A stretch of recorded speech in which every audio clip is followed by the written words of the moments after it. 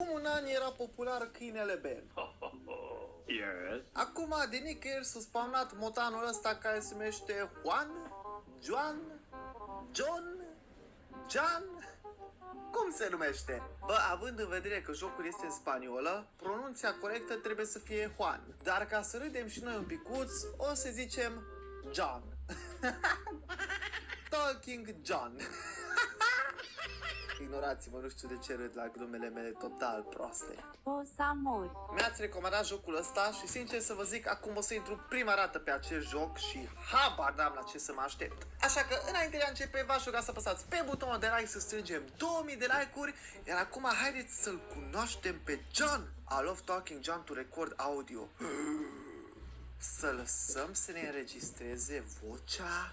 Să lăsăm așa ceva? Haideți să lăsăm. What the cum arată? Salut!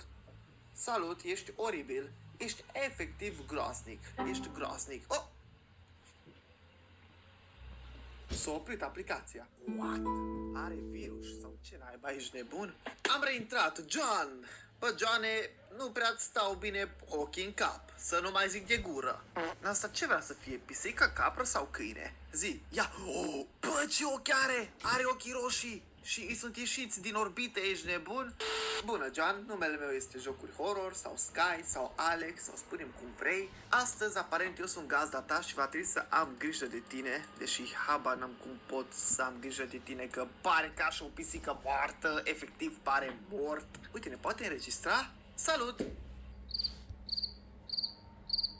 Salut! Vorbește!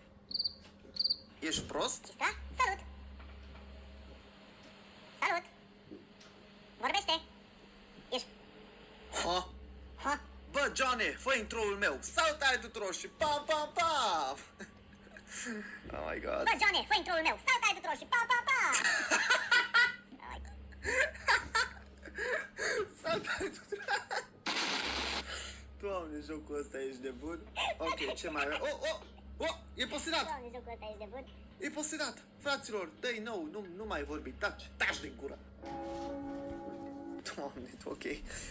Din câte vedem, nu prea este fericit, este foame, îi este sete și nu prea a dormit. Păi atunci, John, hai în bucătărie să vedem ce ai în bucătărie. Bă, dar n-ai nimic, frigiderul e gol sau ce dracu? Compra comida en la tienda. Ha? Ce? Tienda? Ha? Ce? Gândac? Și șoarece? Oh, n-am bani, trebuie să mă uit la reclamă.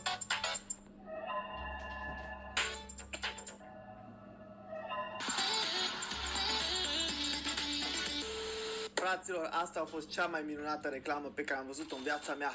Haideți să nu ne mai uităm niciodată la reclame. Na bun, ce cumpărăm la asta? Șopârlă, gândac, șoarece, sandwich, o travă? De ce pot să-i cumpăr o travă? What șnițel de pui se întâmplă pe aici? Ia, vrei? Vrei? Papă gândacul! Papă! Sunt șocat de acest joc. Ia, hai să-i dăm ceva mai normal. Un sandwich, papă sandwich-ul. Ia, ok,